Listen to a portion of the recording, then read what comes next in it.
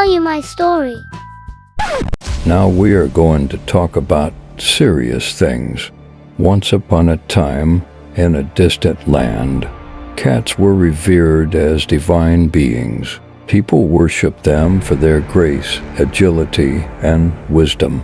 The feline creatures were believed to possess mystical powers and were treated with utmost respect. With their newfound indifference, some people even resorted to mistreating their feline friends. Cats endured neglect, abuse, and abandonment.